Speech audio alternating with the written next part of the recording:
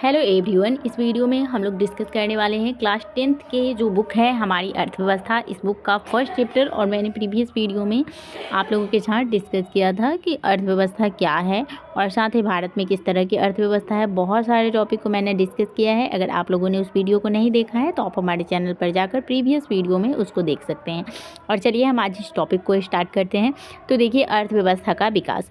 अब देखिए, अर्थव्यवस्था का विकास का जो इतिहास है वह एक लंबा इतिहास है। अर्थव्यवस्था का विकास एक पौधे की विकास की तरह होता है। जिस तरह से एक पौधा का विकास होता है और उसका परिपक्वता यानी कि उसका जो मैच्योरिटी का स्टेज होता है, उसके फल, डाली आदि का उपयोग मानव हित में होता है, ठीक उसी तरह से जो अर्थव्यवस्था का जो आदिम काल से है अब तक विकास हुआ है। यानी कि अर्थव्यवस्था का विकास क्या है कि पुराने समय से अभी तक इसका विकास हो रहा है। अर्थव्यवस्था में हुए परिवर्तन को हम अर्थव्यवस्था के विकास की कहानी कह सकते हैं। यानी कि जो हमारी इकोनॉमी में जो चेंजिंग हुआ है, इसी को हम क्या कह सकते हैं? अर्थव्यवस्था का विकास कह सकते हैं। अर्थव्यवस्था के विकास को देखने के लिए हमें अपने देश के, भारत के आर्थिक विकास की स्थिति को देखना होगा। यानी कि यदि हम अपने इकोनॉमी के डेवलपमेंट को जानना चाहते हैं तो इसके लिए हमें अपने देश के आर्थिक विकास यानी कि इकोनॉमिक डेवलपमेंट को जो कंडीशन है, जो स्थिति है, उसको देखना होगा। भारतीय अर्थव्यवस्था के विकास की स्थिति किसी एक समय की चमत्कारिक स्थिति नहीं है। यानी कि जो इंडियन इकोनॉमी है, इसका जो विकास हुआ वह किसी एक समय की चमत्कारिक जो है वह स्थिति नहीं है। इसका क्या है? इसका अपना एक इतिहास है। यानी कि भारत की जो अर्थव्यवस्था है, इसके विकास का जो है एक अपना अलग ही इतिहास है। अर्थव्यवस्था के विकास के लिए हम इसको दो स्थितियों में बांट सकते हैं। पहला है आर्थिक विकास और दूसरा है मौद्रिक विकास। अब देखिए, आर्थिक विकास क्या होता है, तो आर्थिक विकास पर हम चर्चा करेंगे। आर्थिक नियोजन यानी कि जो हमारा इकोनॉमिक प्लानिंग होता है के द्वारा संपन्न होता है। यानी कि आर्थिक विकास कैसे संपन्न होता है? तो आर्थिक नियोजन के द्वारा। इसके पहले यह जान लेना आवश्यक है कि आर्थिक विकास क्या है, यानी इकोनॉमिक जो डेवलपमेंट है वह क्या है। तो देखिए, ऐसे तो आर्थिक विकास की परिभाषा को लेकर जितने भी हमारे अर्थशास्त्री हैं, इनमें काफ़ी मतभेद है। इसकी एक सर्वमान्य परिभाषा नहीं दी जा सकती है। फिर भी इसके कुछ महत्वपूर्ण परिभाषा जो है वह जान लेना हम लोगों को आवश्यक है। जैसे प्रोफेसर रोस्टोव के अनुसार आर्थिक विकास जो है, इन्होंने बताया कि आर्थिक विकास एक ओर श्रम शक्ति में वृद्धि की दर तथा दूसरी ओर जनसंख्या में वृद्धि का संबंध है। यानी कि आर्थिक विकास क्या है कि एक ओर तो यह श्रम यानी कि लेबर के जो पावर में वृद्धि की दर है वह है, और दूसरा है जनसंख्या में वृद्धि के बीच क्या है? संबंध है। अब देखिए, यहाँ पे आप लोगों को दिया हुआ है समावेशी विकास। अब देखिए, समावेशी विकास क्या है? तो आर्थिक विकास की जिस पद्धति या प्रक्रिया से समाज के सभी लोगों का जीवन स्तर ऊंचा हो जाए, तो समाज में कोई भी वर्ग विकास के लाभ से न पीछे रह जाए, तो ऐसे विकास को हम क्या कहते हैं? इंक्लूसिव ग्रोथ, जिसे हम कहते हैं समावेशी विकास। यानी कि आर्थिक विकास का एक ऐसा सिस्टम जिसमें समाज के सभी वर्ग के लोग, ठीक है, उच्च निम्न हर वर्ग के लोग जो है वह अपना जीवन स्तर एक अच्छे से जिए, और विकास में यानी कि जो हमारा विकास है उसमें कोई भी वर्ग जो है वह लाभ से वह बाकी न रह जाए, तो ऐसे विकास को हम क्या कहते हैं? समावेशी विकास कहते हैं। साथ ही जो प्रोफेसर मेयर और बालवीडन थे, उन्होंने बताया था कि आर्थिक विकास एक ऐसी प्रक्रिया है जिसके द्वारा दीर्घ काल में किसी अर्थव्यवस्था की वास्तविक राष्ट्रीय आय में वृद्धि होती है। और इन्होंने बताया कि आर्थिक विकास जो है यह एक ऐसा प्रोसेस है जिसके द्वारा दीर्घ काल में यानी लॉन्ग टर्म में किसी अर्थव्यवस्था का जो है वह वास्तविक राष्ट्रीय आय में वृद्धि होता है। ठीक है, तो आर्थिक विकास आवश्यक रूप में परिवर्तन की प्रक्रिया है। यानी कि जो हमारा इकोनॉमिक डेवलपमेंट है वह क्या है? परिवर्तन की एक प्रोसेस है। इससे अर्थव्यवस्था के ढांचे में परिवर्तन होता है, और इससे क्या होता है कि जो हमारा इकोनॉमी है इसके ढांचे में परिवर्तन होता है। इसके चलते प्रति व्यक्ति वास्तविकताएं बदलती रहती है, जिसके कारण क्या होता है कि प्रति व्यक्ति जो है वह वास्तविक आय बदलता है, तथा आर्थिक विकास के निर्धारक निरंतर बदलते रहते हैं। आर्थिक विकास का मुख्य उद्देश्य अर्थव्यवस्था के समस्त क्षेत्रों में उत्पादकता का ऊंचा स्तर प्राप्त करना होता है। इसके लिए विकास प्रक्रिया को गतिशील करना पड़ता है। आर्थिक विकास को जान लेने के बाद अब आप यह जान लेंगे कि आर्थिक विकास, आर्थिक वृद्धि और आर्थिक प्रगति में क्या अंतर है। अब देखिए आर्थिक विकास, आर्थिक वृद्धि और आर्थिक प्रगति में क्या अंतर है।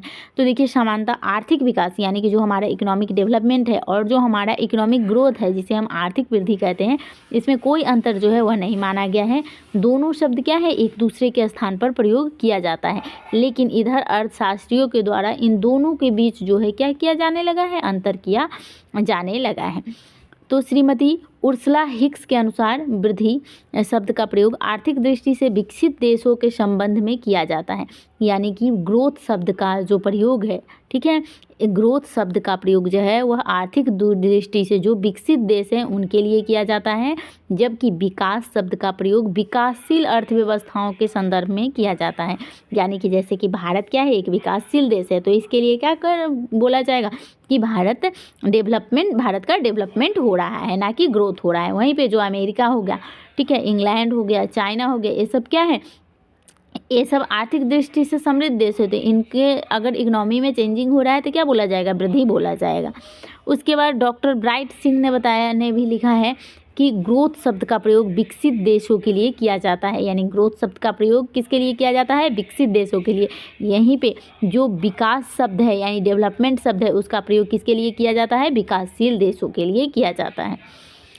अब देखिए सतत विकास क्या है। तो देखिए सतत विकास क्या होता है कि एक ऐसा विकास जो कि हम अपने प्रेजेंट जनरेशन को ध्यान में रखते हुए करें, ठीक है। तो चलिए हम इसको पढ़ते हैं। देखिए आज प्राकृतिक साधनों, जैसे कि हमारे प्राकृतिक साधन कौन से हैं, जैसे कोयला, गैस, पेट्रोलियम, ठीक है, वन, जल, सूर्य, ये सब हमारे क्या है, प्राकृतिक साधन है, ठीक है। तो सूर्य का प्रकाश आदि का इसी तरह प्रयोग होता रहा तो भावी पीढ़ी यानी कि जो हमारी अपकमिंग यानी कि जो हमारी आने वाली जनरेशन है उनको इन प्राकृतिक साधनों से वंचित होना पड़ेगा। उनको क्या होगा कि इन प्राकृतिक साधनों से वंचित होना पड़ेगा। यही नहीं, वर्तमान उत्पादन तकनीक ने पर्यावरण प्रदूषण की गंभीर समस्या को जन्म दिया है। यानी कि वर्तमान उत्पादन तकनीक ने क्या किया है कि जो हमारे इन्वायरमेंट में पॉल्यूशन है उनको यह और भी बढ़ा दिया है। अनेक उत्पादन क्रियाएं जैसे कि जल, वायु, भूमि प्रदूषित कर रही है, जो आज एक चिंता का विषय बना हुआ है। इन सब समस्याओं के कारण विकास की वर्तमान पद्धति यानी कि प्रेजेंट जो सिस्टम है को जारी रखना क्या है, उचित नहीं कहा जा सकता है। इसके विकल्प के रूप में हम सतत या पोषणीय विकास की अवधारणा का जन्म हुआ। सतत विकास का शाब्दिक अर्थ होता है कि एक ऐसा विकास जो जारी रह सके, टिकाऊ बना रह सके। सतत विकास में न केवल वर्तमान पीढ़ी बल्कि भावी पीढ़ी के विकास को भी ध्यान में रखा जाता है। यानी कि जब हम किसी भी रिसोर्सेज का यानी किसी भी साधन का जब हम उपयोग करते हैं तो उसके उपयोग करते समय हम यह ध्यान रखना चाहिए कि हमारे प्रेजेंट जनरेशन के लिए भी वह उपलब्ध रहे और जो हमारी आने वाली जो जनरेशन है यानी जो हमारा भविष्य है उसके लिए भी वह संसाधन उनके लिए उपलब्ध हो, ठीक है। तो सतत विकास में इन सारी बातों को ध्यान रखा जाता है। उसके बाद ब्रुटेनलैंड कमीशन ने बोला था कि सतत विकास के बारे में उन्होंने बताया कि विकास की वह प्रक्रिया जिसमें वर्तमान की आवश्यकताएं बिना भावी पीढ़ी की क्षमता योग्यताओं से समझौता किए पूरी की जाती हैं। इसी तरह से मैडिसन नामक एक अर्थशास्त्री ने बताया कि धनी देशों में आय का बढ़ता हुआ स्तर आर्थिक वृद्धि का सूचक होता है। यानी कि कोई धनी देश में जब आय बढ़ता है तो उसको हम क्या कहते हैं, इकोनॉमिक ग्रोथ कहते हैं। वहीं पे जो निर्धन देश है वहाँ जब इनकम बढ़ता है तो उसको क्या बोला जाता है, आर्थिक विकास बोला जाता है। जहाँ तक आर्थिक प्रगति की बात है, जहाँ तक इकोनॉमिक प्रोग्रेस की बात है तो यह व्यापक शब्द है। इसका प्रयोग किसी आर्थिक इकाई के लिए किया जाता है यानी कि किसी भी इकोनॉमिक यूनिट के लिए किया जाता है। इसमें आर्थिक वृद्धि, आर्थिक विकास दोनों ही शामिल हैं। यानी इसमें क्या है कि इसमें आर्थिक वृद्धि और आर्थिक विकास दोनों शामिल हैं। आर्थिक प्रगति के स्थान पर आर्थिक वृद्धि और आर्थिक विकास जो है वह शब्दों का प्रयोग होता है। यानी कि आर्थिक प्रगति के स्थान पे हम आर्थिक वृद्धि भी बोल सकते हैं या फिर इसको आर्थिक विकास का भी प्रयोग कर सकते हैं। आर्थिक वृद्धि और आर्थिक विकास जो है वह क्या है, एक दूसरे के लिए प्रयुक्त होते हैं। सच पूछा जाए तो विकास शब्द में वृद्धि शब्द का अर्थ निहित है। यानी विकास में क्या शामिल है, वृद्धि शामिल है। आर्थिक विकास, आर्थिक वृद्धि और आर्थिक प्रगति में कोई खास अंतर नहीं है। इन तीनों को व्यवहार में एक जैसा समझा जा सकता है। उसके बाद आर्थिक नियोजन के बारे में जान सकते हैं, जिसके द्वारा आर्थिक विकास होता है। यानी कि आर्थिक विकास कैसे होता है? इकोनॉमिक प्लानिंग के द्वारा, यानी आर्थिक नियोजन के द्वारा। अब देखिए आर्थिक नियोजन का अर्थ क्या है कि आर्थिक नियोजन का अर्थ है एक समयबद्ध कार्यक्रम, यानी कि कोई ऐसा कार्यक्रम जिसके लिए हम पूर्व में जो है वो उनका एक जो है वो रूटीन बना लें। इसके अंतर्गत पूर्व निर्धारित सामाजिक एवं आर्थिक उद्देश्यों की प्राप्ति के लिए अर्थव्यवस्था में उपलब्ध संसाधनों का नियोजन, समन्वय एवं उपयोग करना है। अब देखिए भारत में एक योजना आयोग है जो आने वाले 5 वर्षों के लिए आर्थिक विकास की जो है वह योजना बनाता है। यानी भारत में एक प्लानिंग कमीशन है जो कि आने वाले 5 सालों के लिए जो है वह इकोनॉमिक डेवलपमेंट का एक प्लान करता है। भारत में योजना आयोग का गठन कब हुआ था? 15 मार्च 1950 में किया गया था। तो आप लोग इसको ध्यान रखिएगा कि भारत में प्लानिंग कमीशन का गठन कब किया गया था? तो 15 मार्च 1950 में किया गया था। और इसके पदेन अध्यक्ष जो थे वह देश के प्रधानमंत्री होते हैं। यानी कि योजना आयोग के पदेन अध्यक्ष कौन होते हैं? देश के प्रधानमंत्री होते हैं। योजना आयोग के प्रथम अध्यक्ष तत्कालीन प्रधानमंत्री पंडित जवाहरलाल नेहरू थे। यानी कि जब प्लानिंग कमीशन यानी योजना आयोग का गठन हुआ 15 मार्च 1950 को, तो उस समय भारत के प्रधानमंत्री कौन थे? जवाहरलाल नेहरू थे। और प्लानिंग कमीशन यानी कि योजना आयोग के पदेन अध्यक्ष कौन होते हैं? प्रधानमंत्री होते हैं। तो उस समय इसके अध्यक्ष कौन रहे होंगे? जवाहरलाल नेहरू रहे होंगे। अभी वर्तमान में भारत के योजना आयोग का अध्यक्ष जो है वो मनमोहन सिंह का यहाँ नाम दिया हुआ है, लेकिन अभी प्लानिंग कमीशन, चूँकि यह पुराना बुक है तो अब योजना आयोग जो है वह ख़त्म हो चुका है और इसकी जगह पे आ गया है नीति आयोग। लेकिन आप लोगों का यह बुक पुराना है, ठीक है, तो इसमें रिवाइज नहीं किया गया है, तो आप लोगों को जो बुक में दिया हुआ है वही पढ़ना है, ठीक है। लेकिन करंट में हम बता देते हैं कि अभी भारत में जो नीति आयोग है, तो नीति आयोग के प्लानिंग कमीशन के जगह पे ही नीति आयोग आ गया है और उसके आयोग के अध्यक्ष भी कौन होते हैं? प्रधानमंत्री होते हैं। तो अभी हमारे देश के जो प्रधानमंत्री हैं वही क्या है? नीति आयोग के अध्यक्ष है। अब देखिए योजना आयोग के शब्दों में, अब देखिए आर्थिक नियोजन का अर्थ राष्ट्र की प्राथमिकताओं के अनुसार देश के संसाधनों का विभिन्न विकासात्मक क्रियाओं का प्रयोग करना है, ठीक है। भारत अभी भी अपनी 10 वर्षीय योजनाओं को पूरी कर चुका है। अब 11वीं पंचवर्षीय योजना के अंतर्गत विकास कर रहा है। भारत में पहली पंचवर्षीय योजना की अवधि 1951 से 56 थी, तो 11वीं पंचवर्षीय योजना की अवधि 2007 से 2012 थी। भारत में आर्थिक विकास का श्रेय नियोजन को दिया जाता है, यानी आर्थिक विकास, इकोनॉमिक डेवलपमेंट का श्रेय किसको दिया जाता है? नियोजन को दिया जा सकता है। भारत में नियोजन के मुख्य उद्देश्य हैं आर्थिक विकास की दर को बढ़ाना, कृषि एवं उद्योग का आधुनिकीकरण करना और आत्मनिर्भरता को प्राप्त करना, सामाजिक न्याय को बढ़ावा देना और भारत में नियोजन की एक तालिका द्वारा जो है वह आप समझ सकते हैं। अब चलिए हम यहाँ पे कुछ देख लेते हैं। देखिए आर्थिक नियोजन का अर्थ क्या है कि राष्ट्र की प्राथमिकताओं के अनुसार देश के संसाधनों का विभिन्न विकासात्मक क्रियाओं में प्रयोग करना। साथ ही भारत में योजना आयोग का गठन कब हुआ था? 15 मार्च 1950 में। और आयोग के पदेन अध्यक्ष भारत के प्रधानमंत्री होते हैं और कामकाज एक उपाध्यक्ष की देखरेख में होता है, जिसकी सहायता के लिए 8 सदस्य होते हैं। यानी योजना आयोग में एक पदेन अध्यक्ष होते थे और 8 सदस्य होते थे जो कि कामकाज में वो देखरेख करते थे उसके जो आयोग है उसके काम को। अब यहाँ देख लीजिए योजना आयोग का पहली पंचवर्षीय योजना जो आई थी 1951 से 56 में आई थी। फिर दूसरी पंचवर्षीय योजना 5 सालों के लिए होती थी, 56 से 61 तक था। 7वीं पंचवर्षीय योजना जो थी वो 1985 से 90 थी और 10वीं पंचवर्षीय योजना 2002 से 7 थी और 11वीं पंचवर्षीय योजना 2007 से 2012 तक रही, यानी 5 सालों तक रही। अब देखिए यहाँ पे एनडीसी का फुल फॉर्म भी आप लोग याद कर लीजिएगा, नेशनल डेवलपमेंट काउंसिल है। तो देखिए भारत में एनडीसी यानी कि राष्ट्रीय विकास परिषद का गठन 6 अगस्त 1952 को किया गया था और इसका गठन जो है वह आर्थिक नियोजन हेतु राज्य सरकारों के योजना आयोग के बीच तालमेल तथा सहयोग का वातावरण बनाने के लिए किया गया था। राष्ट्रीय विकास परिषद यानी कि जो हमारा एनडीसी है में सभी राज्यों के मुख्यमंत्री इसके जो है वह पदेन सदस्य होते हैं। यानी एनडीसी के पदेन जो सदस्य होते हैं वो कौन होते हैं? हर राज्य के, हर स्टेट के मुख्यमंत्री होते हैं।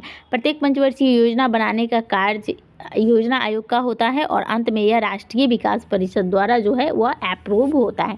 यानी कि कोई भी योजना बनाने का अधिकार किसको है? योजना आयोग को है, यानी प्लानिंग कमीशन को है। और इसको अप्रूव कौन करता है? तो एनडीसी करता है, यानी कि नेशनल डेवलपमेंट काउंसिल करता है। ठीक है, आई होप कि आपको इतना समझ में आ गया होगा। अब हम चलिए देखते हैं मौद्रिक विकास। तो देखिए, आई होप कि आपको आर्थिक विकास समझ में आ गया होगा। ठीक है, अब मौद्रिक विकास देखते हैं। देखिए, वर्तमान में 21वीं शताब्दी में मनुष्य को अनेक प्रकार की सुख सुविधाएँ थी। ठीक है, यदि इसके पीछे इतिहास को देखें तो लगता है कि विगत वर्षों में इन सुख सुविधाओं को उपलब्ध कराने के लिए मनुष्यों को कठिन परिश्रम करना पड़ता है। जब मुद्रा का विकास नहीं था, यानी पहले क्या था कि मुद्रा का विकास नहीं था, तो लोग वस्तु से वस्तु का लेन देन करते थे, यानी कि किसी वस्तु को देते थे और फिर उनके बदले उनको जो भी ज़रूरी वस्तु उनकी आवश्यकता होती थी उनको मिल जाता था। यानी वस्तु से वस्तु का लेन देन होता था जब भारत में, यानी कि जब हमारे देश में बहुत पुराने समय में मुद्रा का प्रचलन नहीं था। ठीक है, आवश्यकता की पूर्ति करते थे, वह वस्तु के बदले वस्तु देकर। अर्थव्यवस्था की उस अवस्था को हम क्या कहते थे? वस्तु विनिमय प्रणाली कहा जाता था। तो आप लोग इसको भी ध्यान रखिएगा कि जब वस्तु से वस्तु को बदला जाता था और हम अपनी आवश्यकताओं को पूर्ति करते थे तो उसको वस्तु विनिमय प्रणाली कहा जाता था, जिसे वाटर सिस्टम भी कहा जाता है। यह अवस्था आर्थिक विकास की प्रारंभिक अवस्था थी, यानी कि यह जो अवस्था थी वाटर सिस्टम या आर्थिक विकास की, यानी कि इकोनॉमिक डेवलपमेंट की प्रारंभिक अवस्था थी, क्योंकि उस समय मनुष्य की संख्या आवश्यकता और दोनों ही कम थी। यानी पहले क्या था कि मनुष्य की संख्या भी कम थी और उनकी आवश्यकता भी कम थी, इसलिए वस्तु के लेन देन से उनकी आवश्यकता का पूर्ति हो जाया करता था। लेकिन बाद में लोगों की आवश्यकता क्या हुई? बढ़ती चली गई और उनकी संख्या बढ़ने के कारण छोटे छोटे कस्बे में, बड़े बड़े गाँव में, क्षेत्र में मनुष्यों का फैलाव होने लगा और इस स्थिति में मनुष्य को सोच के आधार पर विनिमय का एक सर्वमान्य इकाई मुद्रा यानी मनी का जो है वह विकास हुआ। अब वस्तु के बदले वस्तु नहीं बल्कि मुद्रा के द्वारा जो है वह एक्सचेंज होने लगा, यानी लेन देन होने लगा। अब दूर दराज जो क्षेत्र थे वह अपनी आवश्यकताओं की पूर्ति के लिए अनाज या वस्तु के बंडल को ले जाने की ज़रूरत नहीं पड़ती थी, लेकिन मुद्रा एक समान क्रय विक्रय के साधन का कार्य करने लगा। और अर्थव्यवस्था के विकास में इसी काल में व्यक्तियों के समूह का शासन करने के लिए एक सरकार का जो है वह अभ्युदय हुआ, यानी कि उनका जन्म हुआ। सरकार की स्वीकृति तथा जनता के विश्वास में मुद्रा चलन में होने लगा। अर्थव्यवस्था के विकास के साथ साथ अब लोग मुद्रा से भी हल्की चीज़ों की आवश्यकता महसूस करने लगे। फलतः देश की सरकार आधिपत्य के स्थापित बैंकों का निर्माण हुआ। ठीक है, बैंकों का निर्माण हुआ जिसके द्वारा और भी आसानी से मुद्रा का यानी कि मनी का ट्रांसफ़र हो जाता है, जिसे हम चेक कहते हैं। इसे एक व्यक्ति या संस्था दूसरे व्यक्ति या संस्था के नाम से जारी कर देता है और सरकारी आधिपत्य से स्थापित बैंकों के द्वारा जो है वह पैसा प्राप्त हो जाता है। आज के युग में मानवीय मस्तिष्क का लगभग सारा काम एक मशीन के द्वारा होने लगा है, जिसे हम कंप्यूटर कहते हैं। यह मशीन मानव द्वारा किए गए आविष्कार का परिणाम है जो मनुष्य को अधिक तेज स्मरण शक्ति में रखता है। बिजली से चलने वाला यह मशीन जिसे हम कंप्यूटर कहते हैं, बड़ी तेज़ी से अपना स्मरण शक्ति के बल पर पैसों का जो है वह आदान प्रदान यानी ट्रांसफ़र कर देता है। कंप्यूटर से कैसे होता है? तो देखिए, आजकल कंप्यूटर सूचना, शिक्षा, ज्ञान अर्जन सबको क्या बना दिया है? आसान बना दिया है। प्रयोग एवं वैज्ञानिक आविष्कार के कारण जो है पहले जहाँ बड़ा कंप्यूटर लोगों के उपयोग में था, वहीं अब लैपटॉप का काफ़ी प्रचलन हो गया है। मोबाइल में भी कंप्यूटर यंत्र काम करते हैं। यह सब लोगों की बढ़ती आवश्यकता और वैज्ञानिक आविष्कार के कारण जो है वह संभव हो गया है। और आजकल हम लोग क्या देखते हैं कि प्लास्टिक के एक छोटे से टुकड़े को इंगित यांत्रिक चिन्ह के द्वारा माध्यम से हम पैसे क्या करते हैं? निकाल लेते हैं। यानी एटीएम कार्ड से आजकल क्या हो रहा है? पैसे का हम डेबिट क्रेडिट कार्ड से पैसे का हम लोग आदान प्रदान करते हैं। जब एक व्यक्ति एक स्थान से दूसरे स्थान तक बिना विलंब के बैंक के माध्यम से पैसे का लेन देन करता है तो बैंक के इस प्रणाली को हम क्या कहते हैं? कोर बैंकिंग प्रणाली कहते हैं। तो कोर बैंकिंग प्रणाली क्या है कि जब एक व्यक्ति जो है वह एक स्थान से, ठीक है, जब एक व्यक्ति एक स्थान से दूसरे स्थान तक बिना विलंब के बैंक के माध्यम से पैसे का लेन देन कर लेता है, यानी कि एक व्यक्ति जो है वह दूसरे स्थान पर बिना जाए और बिना आए बिना वह बैंक से क्या कर रहा है? वह पैसों का ट्रांजैक्शन कर रहा है, लेन देन कर लेता है। तो बैंक की ऐसी प्रणाली को हम क्या कहते हैं? कोर बैंकिंग सिस्टम कहते हैं। इस तरह एक व्यक्ति प्लास्टिक के यांत्रिक संकेत से किसी भी समय बैंक में चिन्हित स्थान से किसी भी समय पैसे निकाल लेता है। ये सारी क्रियाएं बिजली संचालित कंप्यूटर के द्वारा होती है। बैंक के जिस चिन्हित स्थान से हर समय पैसे निकालने की सुविधा होती है उसे हम एटीएम कहते हैं और एटीएम का फुल फॉर्म क्या होता है? ऑटोमेटिक टेलर मशीन होता है। इस तरह हम लोग क्या देखें किस तरह से पहले अदला बदली के युग से हम लोगों ने मुद्रा के युग में प्रवेश किया और आज हम लोग बैंकिंग प्रणाली से चेक के युग में भी आगे कोड बैंकिंग तथा एटीएम के युग में प्रवेश कर गए हैं। एटीएम के अलावे हमें आज डेबिट कार्ड, क्रेडिट कार्ड की भी सुविधाएं प्राप्त होती है। इसे हम आर्थिक विकास की एक प्रक्रिया कहेंगे।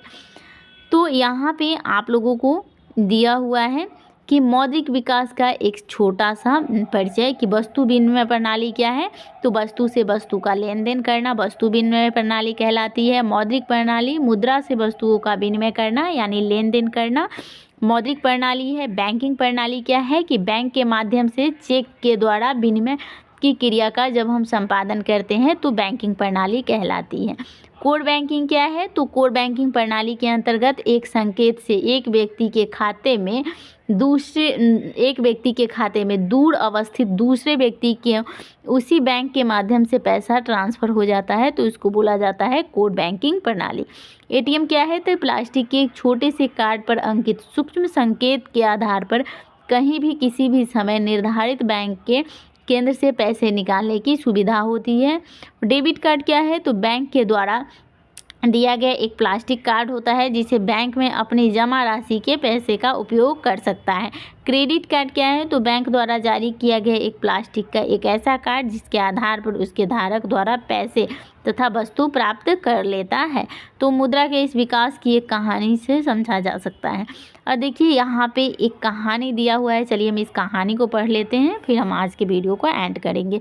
देखिए यह एक गांव की कहानी है। बिहार के पूर्वी चंपारण जिले में रामगढ़वा थाना अंतर्गत जो है सिगसेना गांव के एक लड़का छोटू प्राय अपनी माँ सब्जी वाली अनाज के बदले सब्जी लेता देखता है। उसे जब भी अपनी छोटी सी ज़रूरत और चीनी, कागज़, पेंसिल आदि की ज़रूरत होती है तो उसकी माँ गांव के दुकानदार को उन छोटी मोटी चीज़ों लाने के लिए अनाज देती है।